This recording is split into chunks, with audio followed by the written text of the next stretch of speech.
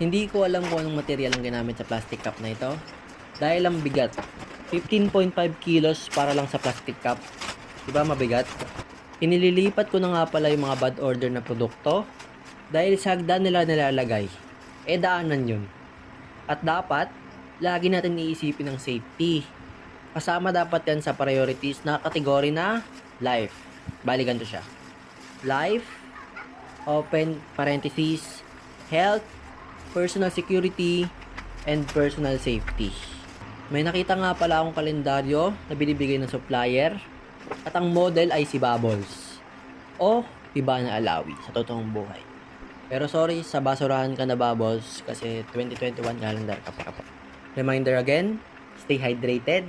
Hindi ako magsasawa sa inyo na mag-remind ng paulit-ulit kasi mahirap na baka sumakit yung lalamunan nyo and good for health yung tubig na yan.